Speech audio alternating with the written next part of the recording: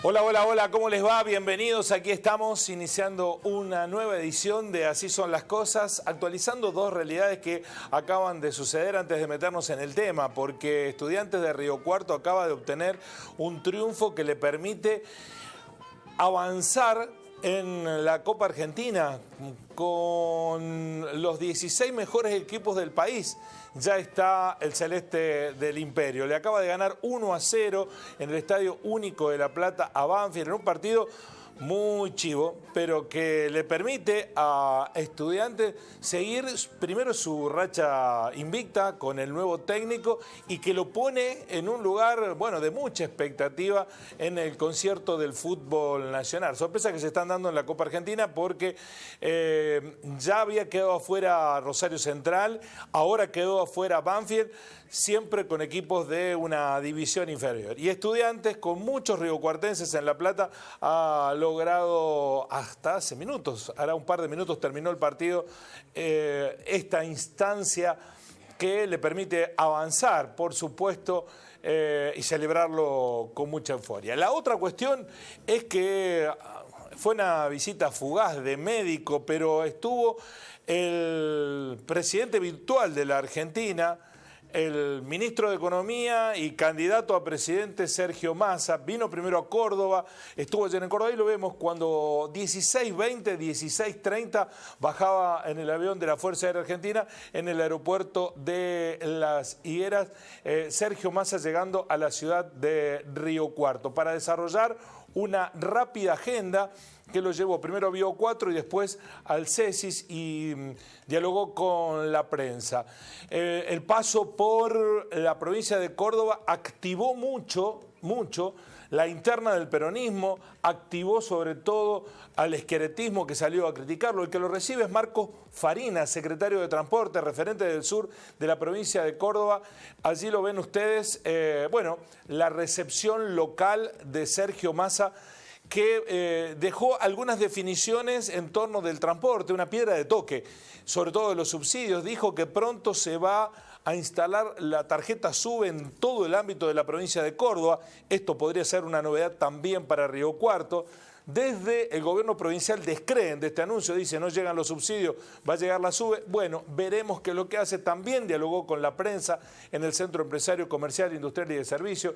Ahí vemos cuando llega al CESIS, por supuesto, declaraciones de Sergio Massa que van a tener ustedes en las ediciones de Telediario. La verdad es que fue una visita programada sobre la marcha ayer a la noche con algunos dirigentes sindicales de Río Cuarto, también en Córdoba, una reunión con el sindicalismo, también visitó una empresa y estuvo haciendo de medio. Lo pelotearon mucho en los medios cordobeses, en términos periodísticos. Celebramos que eso ocurra con el ministro de Economía. Claro está, cuando vienen otros, es centro, centro y centro. A unos lo pelotean y a otros le tiran centro. Bueno, esa diferencia que yo no se las voy a explicar, ya ustedes saben cómo se comporta la lógica de actuación de algunos sectores. Bueno, no había acto programado, solamente un puñado de gente esperándolo en la entrada del CESI, una reunión con las autoridades del CESI, con representantes de empresa. Ese es Martín Toselli, el intendente de Bulnes, que es el precandidato a diputado nacional en el 5º lugar. También lo recibe Fernando Bocio, que es el titular del PAMI.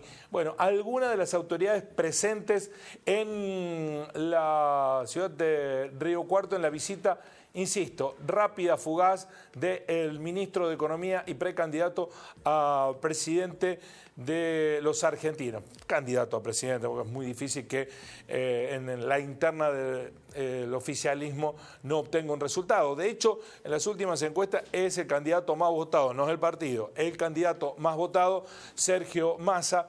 Veremos lo que ocurre porque falta mucho. En un día donde también hubo mucha inestabilidad porque el dólar siguió presionando al alza, cerró 570, digamos, es un problema porque empuja la inflación, pero se da esta paradoja en una Argentina que es impensado en otros términos que alguien que tiene semejantes dificultades económicas por enderezar sea competitivo electoralmente. Bueno, es parte de la argentinidad por analizarse. que sea competitivo electoralmente en los análisis de las encuestas, de los sondeos de opinión, que no es la realidad, porque saben ustedes que las encuestas, los sondeos de opinión se equivocan y mucho, se han equivocado y mucho, así que a tener cuidado y en cuenta esta cuestión. Por supuesto que lo vamos a analizar al paso de Massa por Río Cuarto en otra profundidad, en otros espacios informativos, pero lo que sí vamos a analizar aquí es el escenario de las primarias abiertas, simultáneas y obligatorias, porque en una actitud infrecuente de la Iglesia Católica, hoy se conoció un documento, un interesante documento bajo el título La importancia de votar, donde la Arquidiócesis de Córdoba primero, llama a la ciudadanía a abandonar el rol de habitantes de un lugar y a transformarse en ciudadanos. Segundo, dice que el ejercicio de la ciudadanía, primero es el votar, pero además es comprometerse mucho más. Y después es muy crítico con lo que ha ocurrido en la provincia de Córdoba, con la elección para gobernador y la elección para intendente. Bueno, de esto vamos a hablar con los invitados del día. Voy a recibir a la licenciada en Ciencia Política Mayra Pedraza, que es integrante del Centro de Estudios en Formación y Políticas Educativas. ¿De qué se trata este centro de estudio, Mayra? Es un centro de estudio que lo que hace básicamente es analizar la realidad, sobre todo del sistema educativo, pero que en conjunto con otros centros de estudios y otros observatorios, como puede ser el de energía, que ha estado en el programa. Estamos asociados a CLAE, bien, que es el centro latinoamericano también de análisis y de información, y lo que hacemos justamente son estos análisis bueno, educando al ciudadano, podríamos decir, ¿no? Hay sí, que y en actividad. Sí, bueno, y también a Armando Chape, que es concejal de Hacemos por Córdoba, pero también es filósofo. ¿Doctor o licenciado en filosofía? Doctor en filosofía. Recibió en Alemania, ¿no? Así es. Bueno, ¿habla alemán? ¿Lo sigue hablando? Bueno, ya hace mucho que no lo hablo, no lo entrena, pero en su momento ya lo tenía bastante afinado. Bueno, y voy a saludar a José Molina, que es integrante de la Pastoral Social Arquidiocesana de Córdoba. Un gusto, José, ¿cómo le va? Encantado. Guillermo Jeremía, del programa Así son las cosas de Río Cuarto. Buenas tardes. Buenas tardes, saludos a usted y a todos los componentes de la mesa y a todos los videntes del canal. Bueno, brevemente le vamos a molestar unos 5 minutos para que nos cuente cómo surge la idea de este documento, la importancia de votar y qué busca transmitir la Arquidiócesis de Córdoba, que ya había convocado, corríjame si me equivoco, a todos los candidatos a gobernador para que profundizaran las ideas, las propuestas en su momento. Algunos fueron, otros no fueron. Bueno, pero ¿qué los motivó, José? Bueno, a ver, primero nosotros ya en el mes de marzo habíamos hecho una carta dirigida a los dirigentes políticos de todos los partidos del espectro de Córdoba, convocándolos a presentar propuestas, ideas claras, que colaboraran con la participación de todos los ciudadanos. Esto fue ya establecido, planteado en marzo, es decir, como que en esta situación no es la primera vez. Entre medio sí hubo una reunión que junto con el obispo convocamos a todos los candidatos, gobernadores e intendentes para promover realmente que hubiera un encuentro de paz, de ciudadanía, digamos, de acuerdo, de encuentro, no que termináramos como en una discusión de acusaciones de una cosa de unos contra otros. Y esta tercera aparición nuestra es, digamos, una reflexión sobre el bajo nivel de votantes que se ha dado en las últimas elecciones. Nosotros realmente creemos esto es una manifestación de desencanto, de decepción por parte de la ciudadanía con respecto a la política y a los políticos. No es una cuestión casual. Cuando la gente se encuentra, siempre terminan haciendo lo mismo, que es exactamente lo que no dijeron que iban a hacer, ¿cierto? Entonces la gente dice, ¿para qué voy a votar? Si finalmente hacen lo que tienen ganas. Y realmente el ciudadano pone su voto en la esperanza de que las propuestas que están siendo llevadas a cabo o planteadas a la ciudadanía realmente se puedan cumplir. Y si uno ve en la historia de los últimos años, las grandes propuestas nunca se cumplen. Digamos, mire, yo voy a arrancar muchos años para atrás, con el que se vayan todos, se quedaron todos, con el de la propuesta de la inclusión social, cada vez más, con la propuesta del hambre cero, cada vez hay más hambre, con la propuesta de bajar la inflación, cada vez hay más inflación. Entonces digo, es muy difícil que el ciudadano, el que participa plenamente, ¿cierto?, no se termina convirtiendo en una militante, porque la militante está sin hacer nada, pero por decepción, por desencanto. Entonces nosotros planteamos que eso no puede ser, porque el voto es un derecho y es un deber. Es un derecho que todos debemos ejercer con alta conciencia, tratando de modificar las situaciones. Y es un deber porque es el modo de fortalecer la democracia.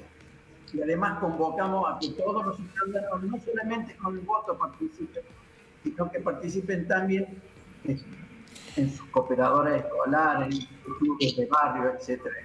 José, perdón que lo interrumpa, José. Sí. Usted hace un diagnóstico que justifica el abstencionismo, pero sin embargo apela a que la ciudadanía supere esa decepción y que lo mismo vaya, que tiene la obligación de ir a votar y el compromiso de ser ciudadano.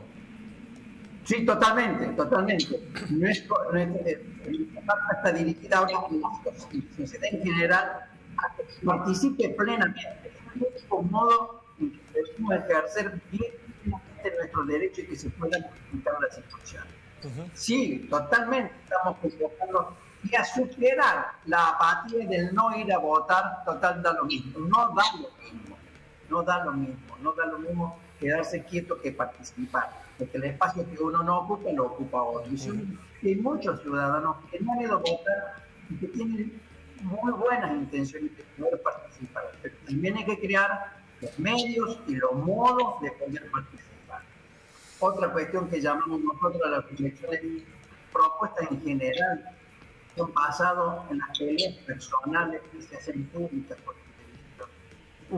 es una confrontación de una persona con la otra. No se terminan discutiendo profundamente propuestas y el modo en que se pueden llevar esas cosas.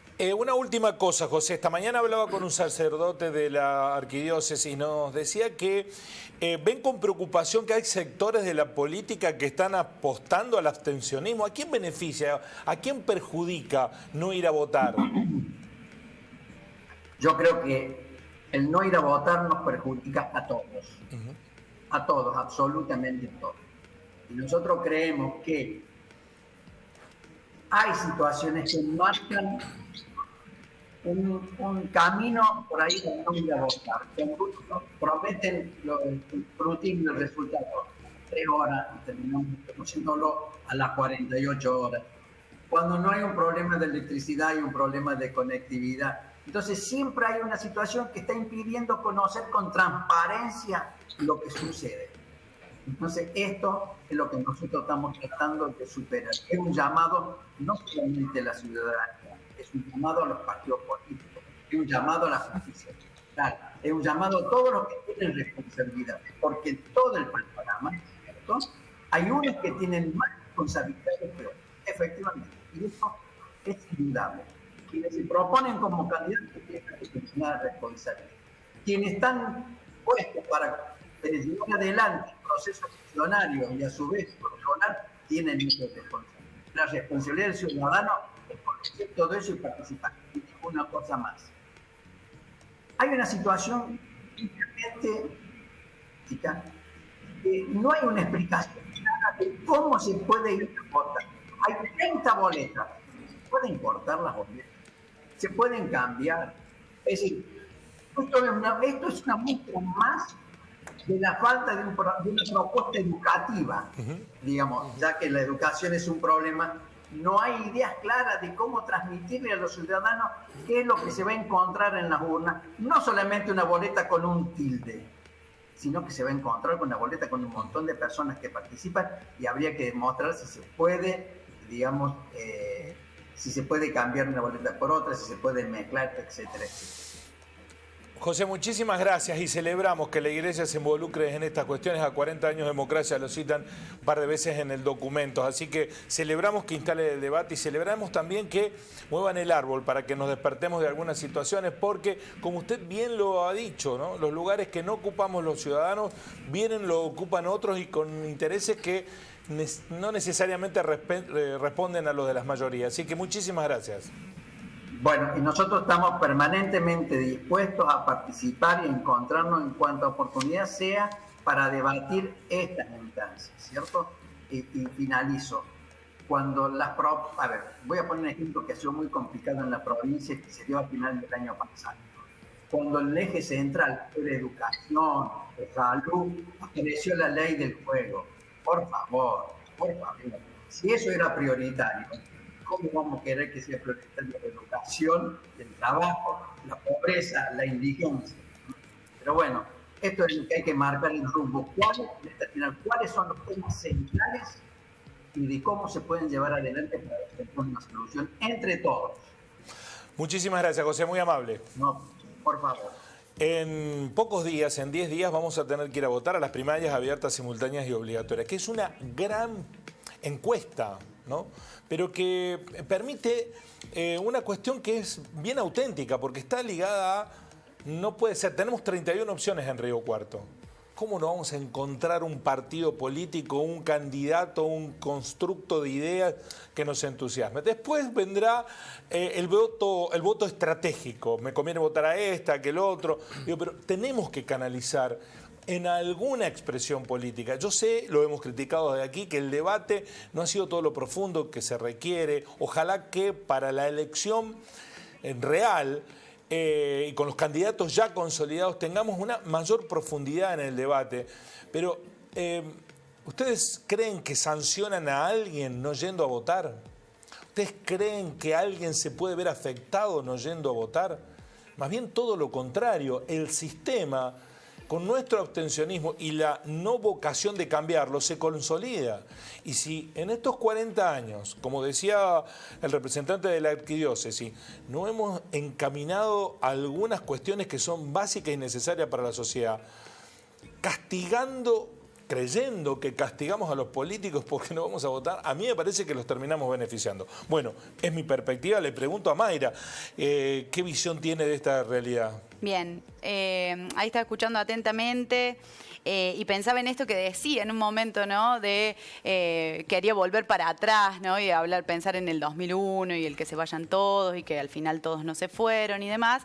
Y claro, y estaba pensando un poco en que en realidad los pueblos, digamos, no son obtusos, no son pueblos que están totalmente ciegos, ¿no? Como hace poco un candidato dijo, bueno, una calificación a los pueblos, ¿no? Sino por el contrario, a mí cuando charlábamos hoy con compañeros y compañeras, porque nosotros hacemos una tarea bastante colectiva, entonces nos pusimos a pensar, entonces es pensar que cuando hay proyectos que a primera instancia o a priori nos parecen parecidos, ¿no? Cuando hay proyectos que resultaran como en un primer olfato que son parecidos, es como que no hay una posibilidad exclusiva, ¿no?, en las urnas de una elección, de una expresión real de esos Falta pueblos. oferta. Claro, entonces en una primera instancia uno dice, bueno, ¿pero por qué? Hay que ir un poquito atrás en la historia, incluso un poquito más atrás que la crisis del 2001, incluso un poquito más atrás, y pensar quiénes son, digamos, los partidos políticos que en realidad a nosotros y a nosotras, en este caso en la Argentina,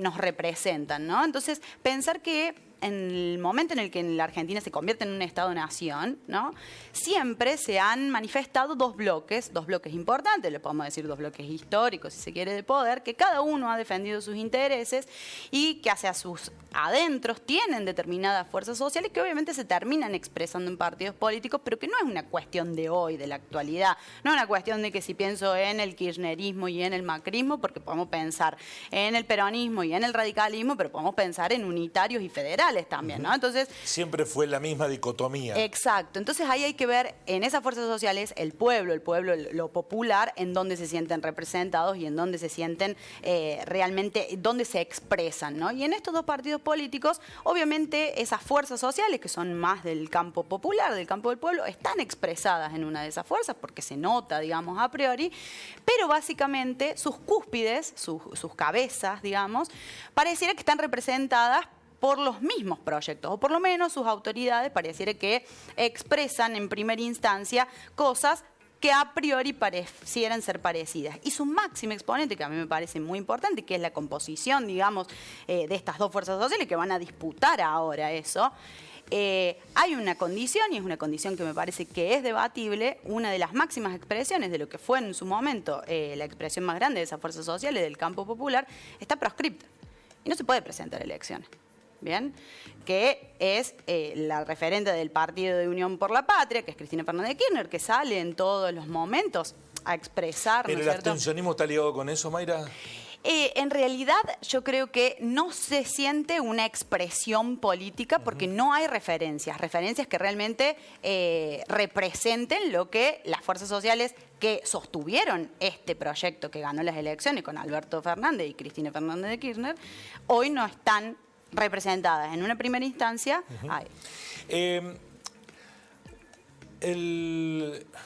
La provincia de Córdoba fue escenario de un hecho que en el documento reprochan, ¿no? Las dificultades a la hora de contar los votos, que le resta credibilidad al sistema. Pero también pasó algo que uno lo miran desde el costado negativo y yo lo miro, Armando, del costado positivo.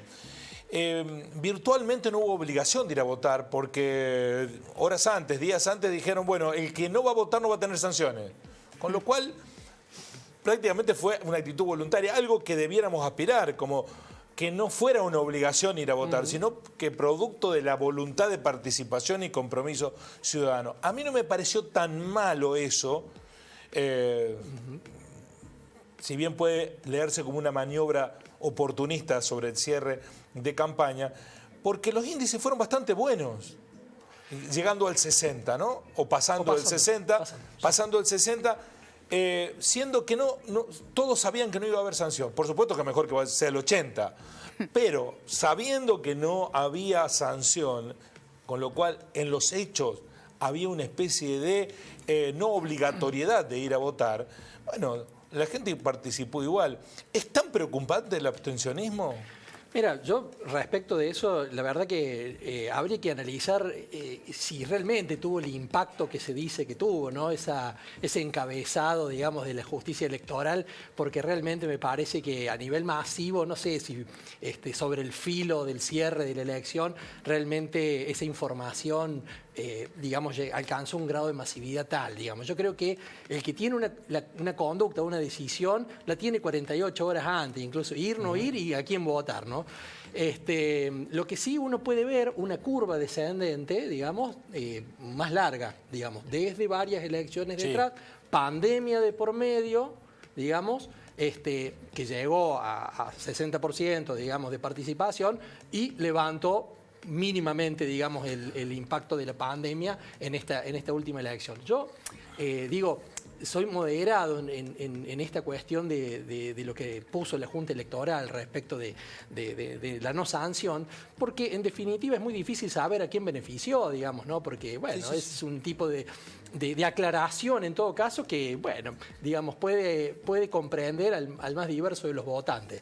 Particularmente, más allá de la obligatoriedad o no, los pertenecientes a los partidos políticos, como nosotros, tenemos que incitar todo el tiempo a la participación y en ese sentido doy mi anuencia a este documento, digamos, al que hemos hecho referencia o que nos convoca hoy. Me parece que sí, tenemos que decirlo de manera pública, que es importante la participación en el voto y también, como dice el documento, en todas las otras instancias de participación que se nos ofrecen, tanto en instituciones del tercer sector, como las mismas que brinda el Estado en otras dimensiones. Así que yo creo que vamos de alguna manera fácticamente, si vos querés, a un sistema... A un sistema no obligatorio. No obligatorio. Sí, pero además la construcción de ciudadanía requiere otras obligaciones que no están escritas, pero que están intrínsecas. Por ejemplo, interesarse por lo político y estar informado de lo que pasa es una obligación, es de, una cada, obligación, de cada uno de porque nosotros. después cuando dice, uy, no me solucionan los problemas, bueno, pero...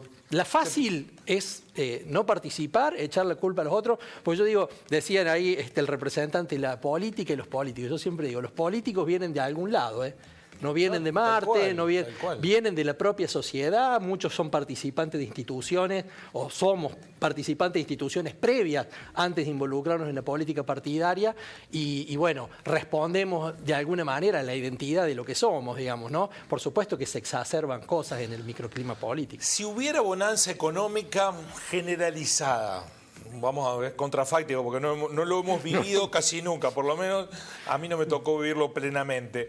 ¿Creen que la gente iría contenta, yupi, vamos a votar? ¿O no tiene que ver con eso? Porque uno piensa, bueno, nos va mal, no solucionan los problemas, vayamos a votar, matémoslo a votados y cambiemos las cosas, si no nos gustan.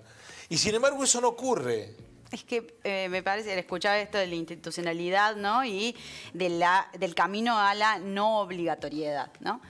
Y creo que tiene que ver con el debate, porque nosotros institucionalmente tenemos un sistema democrático que está muy bien aceitado. O sea, nosotros tenemos un sistema democrático que es bastante joven, pero que ha reconocido derechos políticos de las mujeres bastante temprano en correspondencia a otros países, no solo de Latinoamérica, sino del mundo. Tenemos ahora un voto joven, donde los chicos entre los 16 y los 18 años pueden elegir presentarse a votar o no.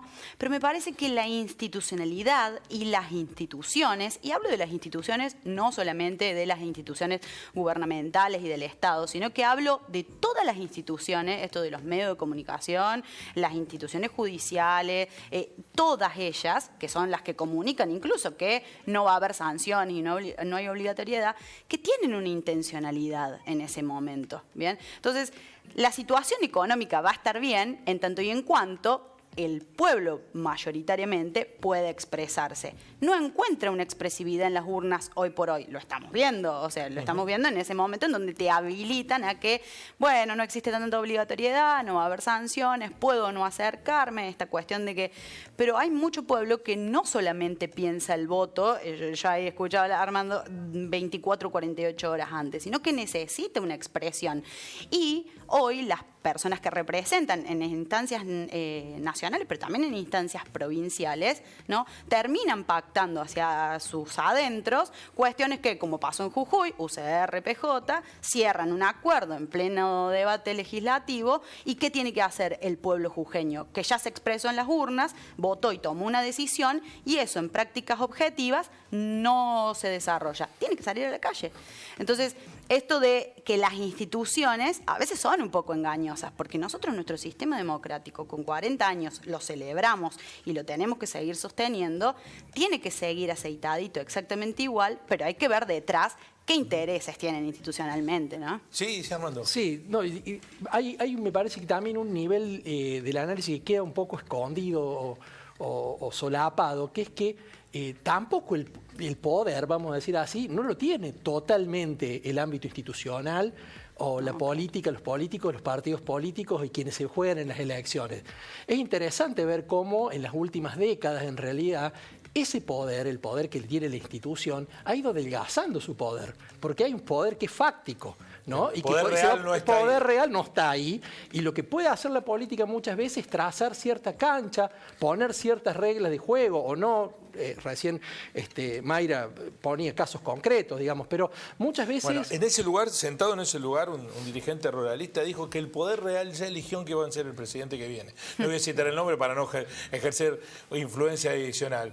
Y los demás nos miramos y entonces todos nosotros, ¿para qué vamos a votar? Yo creo, particularmente como una persona de la política, que tenemos que, lejos de adelgazar al sistema político, el sistema institucional, tenemos que fortalecerlo con la participación, porque aunque sea mínimamente poner reglas, trazar línea, es importante. Mi mamá, que no tiene la obligación de ir a votar, no voy a decir la edad por su coquetería, se caminó 20 y pico de cuadras para ir a votar en la última elección, y cuando le dije, mamá, ¿para qué vas caminando? ¿Qué necesidad tenés? No, hay que ir a votar, porque se ha perdido conciencia de lo que implicó para la Argentina no poder votar. Claro. Y hay muchas generaciones que eso no lo tienen incorporado hoy. No vivir en un sistema en donde vos puedas cambiar las cosas votando, porque nos guste o no, la democracia ha tenido alternancia en estos 40 años, con errores, aciertos, a lo mejor no es alternancia en ideas tan profundas desde lo económico, son matices, un poquito más para un lado, un poquito más para el otro, pero ha habido una renovación periódica, ¿no? Con la dictadura no. Eso no ocurre con la dictadura. Y eso tal vez lo perdamos de vista. No hay un potencial riesgo en este abstencionismo de que estén los sectores no democráticos agazapados buscando aprovechar ese momento. A alguno le conviene, ¿no? Momento. Mi señalamiento al poder fáctico, digamos, es también... Me parece que es uno de los beneficiarios del abstencionismo, de la no participación, es decir, la desmovilización. Me parece que es un gran beneficiario porque puede tomar determinadas decisiones sin tener ninguna represalia o discusión, digamos, sobre algunas cuestiones. Me parece que en ese sentido uno lamenta por allí que cierta memoria, digamos, en por ahí porciones más jóvenes, ¿no? Que obviamente no han vivido cuestiones que tienen que ver ligadas con la dictadura, digamos, digamos que es una memoria fresca todavía, digamos, para la sociedad argentina, saber qué es lo que implicó la no participación, pero no solamente eso, sino el estado de iniquidad que significó, en el caso concreto, la última dictadura genocida.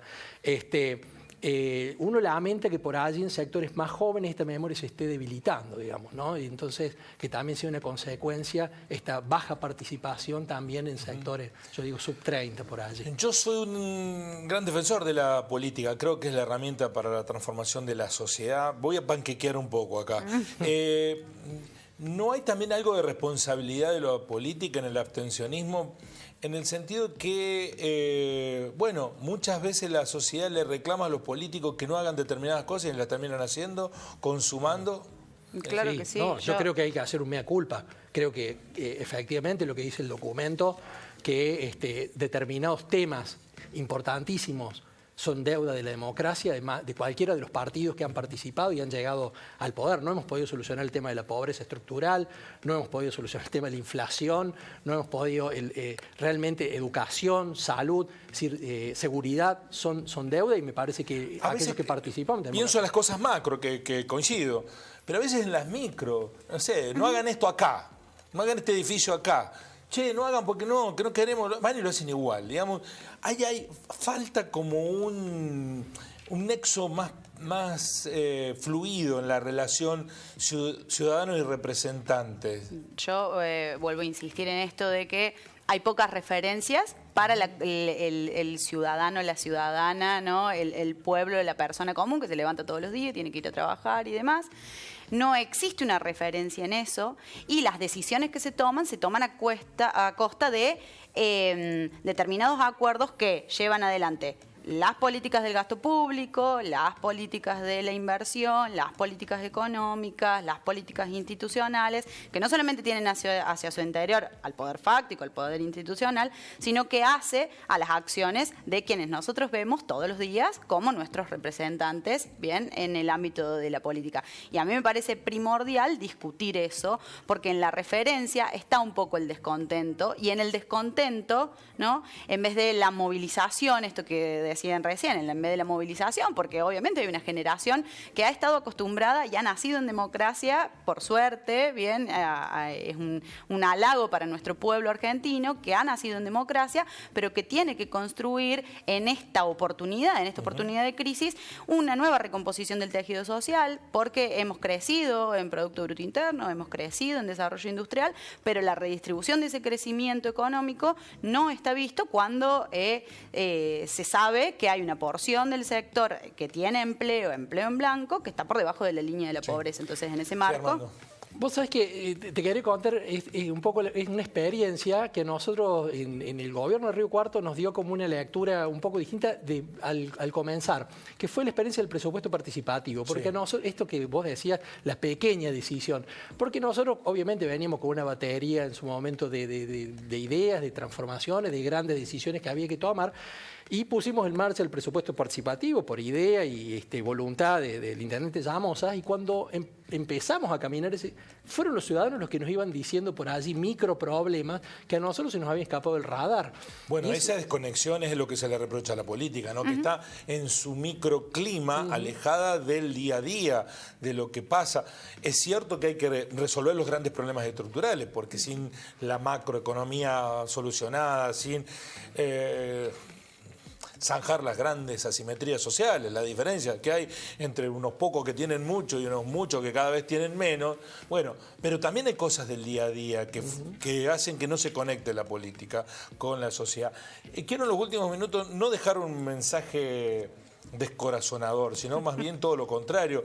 Claro. ¿Cómo se puede entusiasmar al ciudadano que además está todo el día trabajando, tratando de ver cómo resuelve sus problemas, para que vuelva a confiar en la democracia y apueste y se involucre y participe, que sea un ciudadano comprometido? Mira, o sea, yo creo que más allá de uno tiene que hacer un llamamiento a la participación ciudadana siempre, más allá de la indignación, más allá del enojo. Me parece que estamos viviendo como momentos muy emotivos, ¿no? De mucha emocionalidad, y eso también tiene un direccionamiento, ¿no? La emocionalidad se direcciona también hacia determinado lugar.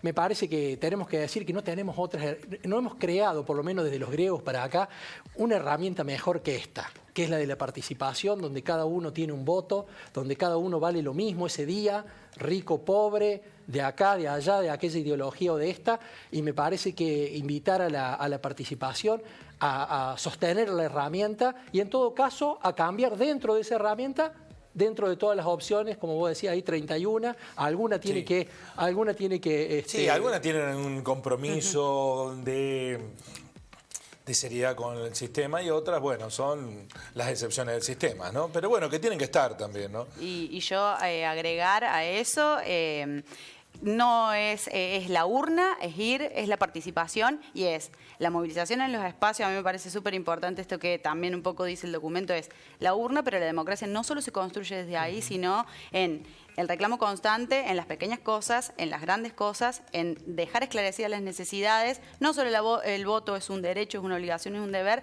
sino que también tenemos ese deber para con nuestros representantes de exigirles lo que realmente necesitamos. ¿No será que a algunos le conviene tener a un pueblo no empoderado civilmente como ciudadano? ¿No será eso que hay factores que están operando constantemente para...? El desánimo está direccionado también, ¿no? Una vieja frase de Jauretche que decía que los pueblos tristes no vencen, ¿no? Entonces yo creo que el estado ese de desmovilización, de desmoralización, creo que siempre a alguien le conviene. Bueno, ojalá que podamos apelar permanentemente a esa participación, pero es cierto que también en un horizonte de no solución de los grandes problemas argentinos, es difícil empujar ese carro, ¿no? Claro que sí. Si no Vos que sos damos las joven, ¿cómo lo posibilidades, y si no le damos las posibilidades a todas las personas que viven en Argentina de un trabajo en dignidad, una vida digna para la cual vivir, dejar de fugar dinero, que es una riqueza socialmente producida, si se quiere teorizar un poco, que es dinero de todos y de todas, si tenemos que pensar en que todo el crecimiento de un país no se redistribuye como equitativamente debería ser y esos grandes problemas no se resuelven, los pequeños tampoco se van a resolver. A mí me resulta muy decepcionante cuando veo a algunos de tus pares, Armando, políticos, que cuando se plantea una lógica, bueno, nosotros estamos a menos de un año en la elección, te dicen, falta mucho. ¿Cómo falta mucho? Si para construir un proyecto político para gobernar una ciudad, yo creo que no te alcanza en un año. Necesitas mucho tiempo, si lo querés hacer serio. Si lo que querés es entrar a jugar un partido para obtener beneficio propio políticamente, En términos concretos y prácticos lleva muchísimo tiempo, armar equipo, tener un buen diagnóstico, presentarle a la sociedad propuestas, serio. Alimentarte de la sociedad. A mí me parece que ya estás con poco tiempo. Estás con poco. No, bueno, pero dice, la política no vende. No importa, no importa. Sí, yo creo que es una frase de ocasión para decir que no estamos enfrascados todo el tiempo en el internismo o en la cuestión de la política, el microclima político. Pero yo creo que realmente para gobernar una ciudad media como esta, un año para formar equipos, para tener claro el horizonte, el planeamiento. Es que la gente se da cuenta, para mí, cuando no estás preparado y te castiga. Sí, claro. Digamos, me parece que el compromiso debe ser... es muy serio el rol de la política como para creer que se puede, con 4 o 5 consignas de marketing, poder resolver los problemas de una sociedad. Y yo voy a subir un poquito la apuesta. Sí. Cuando no es mucho y cuando sabemos que todos los poderes que no están institucionalizados dentro del Estado se sientan en un programa de televisión a decir cuál va a ser el próximo presidente de la Argentina. Porque ellos no piensan que falta mucho. Ellos tienen un programa y un proyecto muy bien delineado, saben dónde, saben cuándo, saben con qué intereses, de dónde van a salir esos representantes y cuáles son los intereses que se van a disputar. Entonces realmente no es que falta mucho, es que a veces cuando uno prevé que no hay una determinada planificación, quiere decir que posiblemente haya algunos representantes que se sientan más bien cómodos con eso que ya está delineado desde otro lado.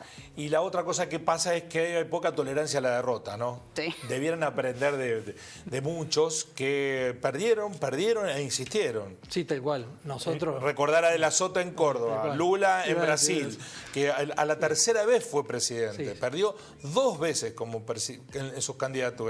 Hay que persistir en la idea y hay que tener voluntad. Para mí me parece que es uno de los elementos más importantes de la política, es sostener la voluntad y la claridad de las ideas. Me parece que esa síntesis. Le agradezco que hayan venido. Muchísimas gracias. Muy amable por ayudarnos a reflexionar, a ambos. No, gracias a vos por la invitación. A ustedes por estar ahí. Nos encontramos. Hoy es una edición más corta, lo saben, los jueves. Nos vamos a encontrar para cerrar la semana mañana a las 19 en vivo por la pantalla de la televisión abierta. Así son las cosas.